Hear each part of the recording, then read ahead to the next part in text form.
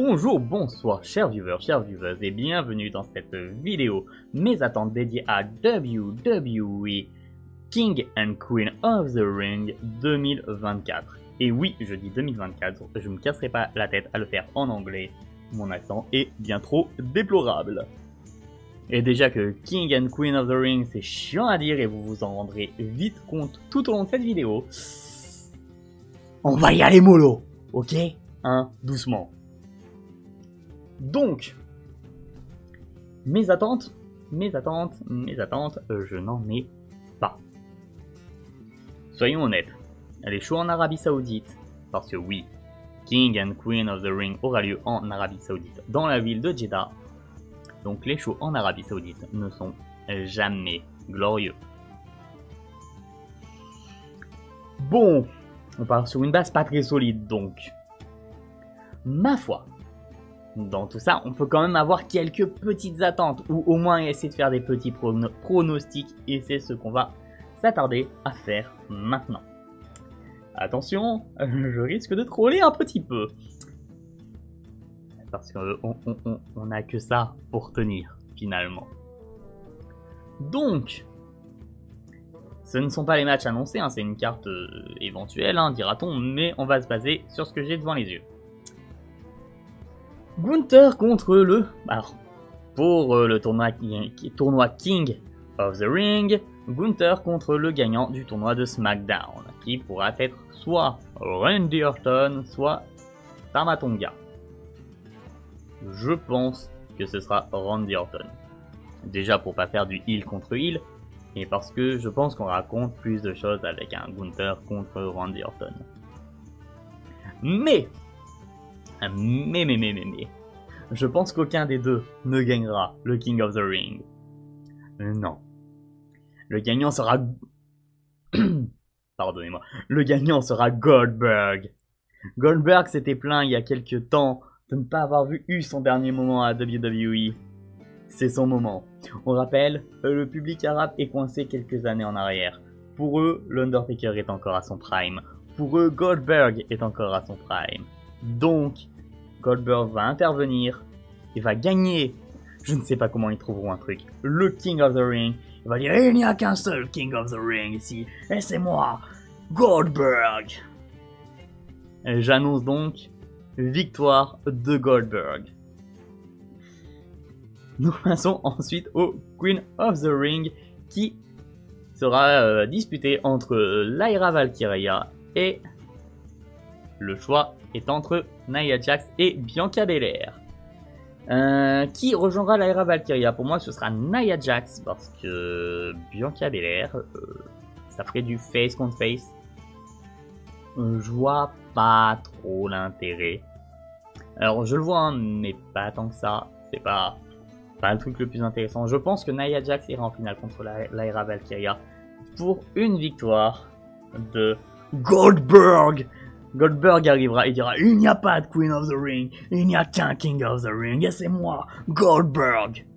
Donc j'annonce Queen of the Ring, Goldberg. Il sera King and Queen of the Ring. Il portera le nom du show.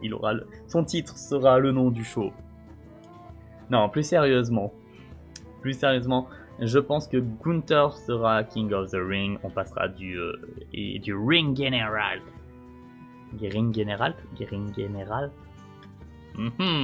On passera du général du ring au King of the Ring. Franchement, ça pète.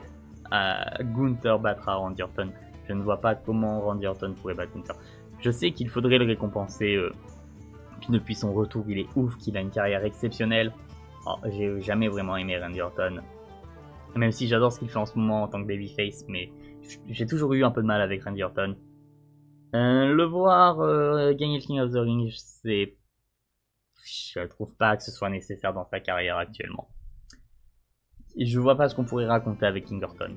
Et pour Lyra Nia Jax, malheureusement je vois une victoire de Nia Jax parce que Lyra est encore trop fraîche dans sa carrière dans le main roster.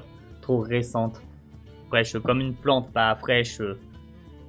On se calme, ok? Elle est encore trop nouvelle. Voilà. Oh, calmez-vous. Donc, Non, victoire de Nia Jax. Ce sera la Queen Nia Jax. Ouais, je sais, vous avez pas envie, moi non plus. Personne n'en a envie. Mais... bon. Eh, écoutez, hein. C'est soit ça, soit Goldberg. Vous choisissez. Voilà, là d'un coup il y a consensus. Nia Jax, Queen of the Ring, on est d'accord. Becky Lynch défend son titre de championne d'Euro contre Liv Morgan. Oh, ça a dû faire un gros paf dans vos oreilles. Becky Lynch défend son titre de Liv Morgan, mais bien sûr, défend son titre contre Liv Morgan, son titre de championne d'Euro. Qui ne s'appelle plus championne d'Euro d'ailleurs, c'est le Women's World Championship. Donc, je comprends pas pourquoi Becky Lynch a déjà gagné le titre à la base, alors que ça aurait été très cohérent de le mettre sur le dos de Liv Morgan. Je pense que c'est l'occasion pour Liv Morgan de le récupérer jusqu'à l'arrivée, le retour de Rhea Ripley. Je pense que Liv Morgan aura j'arrive plus à parler mais c'est terrible. Je pense que Liv Morgan va asseoir son statut de heel, qu'elle va catcher d'une manière un petit peu sadique, mais pas sadique... Vous voyez, entre le sadique et le mesquin, un peu comme laisse penser son petit sourire. Vous voyez le sourire de Liv Morgan? Je pense que son catch sera à la couleur de son sadisme. Non mais vraiment, si Becky Lynch conserve, je sais pas ce qu'on fait avec Becky Lynch, je sais pas ce qu'on peut raconter avec elle, j'adore Becky Lynch, mais vraiment... Là, je suis un peu sceptique. Alors que Liv Morgan avec le titre, pourquoi pas. Et j'ai une attente particulière. Voilà, là c'est pas un prono, c'est une attente. Dominic Mysterio va intervenir dans le match pour coûter la victoire à Becky Lynch. Et pour confirmer l'entente Dominic-Liv Morgan. C'est pour moi le meilleur truc à faire. C'est mon attente personnelle. Vient ensuite le Sami Zayn, champion intercontinental contre Chad Gable, accompagné d'Otis et Bronson Reed. J'ai envie d'une victoire de Bronson Reed. Pour moi, il y a un truc à faire avec Bronson Reed. Ça prend pas dans le main roster, j'en ai conscience, mais pour moi, il y a un truc à faire avec Bronson. Néanmoins, c'est l'Arabie Saoudite. Sami Zayn va gagner le match. Et à la fin du match, il va faire un petit discours en arabe. Tout le monde va être là en mode « Ouais, trop bien, ouais Sami !» Le patriotisme, vous voyez. Alors que bon, bah finalement, on rappelle qu'il y a seulement 2 ans, Sami Zayn n'avait pas le droit d'aller en Arabie Saoudite en raison de ses origines syriennes. Alors pour l'instant, la Syrie et l'Arabie Saoudite s'entendent bien, donc cool hein. D'ailleurs, une de mes attentes, voilà, j'en place une. Ne mettez pas Sami Zayn en prison, s'il vous plaît. J'espère que vous entendez toujours bien. Voilà, parce qu'on rappelle qu'il y a 2 ans, Sami Zayn ne pouvait pas venir sous peine de... Bah, sous risque de finir en zonzon. Parce que pourquoi pas? Finalement, on n'est plus à ça près. Donc, victoire de Sami Zayn. Et on arrive au match final. 5 matchs sont prévus pour ce King and Queen of the Ring. Un peu comme Backlash, finalement, c'est le nouveau format de cette ère Triple H. Des pay-per-view, des PLI, pardon, de 5 matchs. Pourquoi pas? Cody Rhodes défend son titre de champion indisputé contre Logan Paul, qui ne défend pas son titre des États-Unis. Et il y a eu cette pirouette au dernier SmackDown. Donc pas celui avant King and Queen of the Ring, mais celui encore avant, parce que si vous regardez cette vidéo, vous vous doutez bien que SmackDown n'est pas encore passé, puisque je suis là. À un moment, hein, faites un effort. Suivez un peu aussi. Donc, je pense que... Non, c'est certain que Cody Rhodes conserve le titre. Mais, ce match est intéressant parce que... Bah, intéressant non, mais... Il fallait faire venir Logan Paul en Arabie Saoudite, il faut qu'il écoule du Prime. L'Arabie Saoudite, c'est un nouveau marché. Et franchement, je vois bien Cody Rhodes gagner et à la fin ouvrir une bouteille de Prime et lâcher un truc.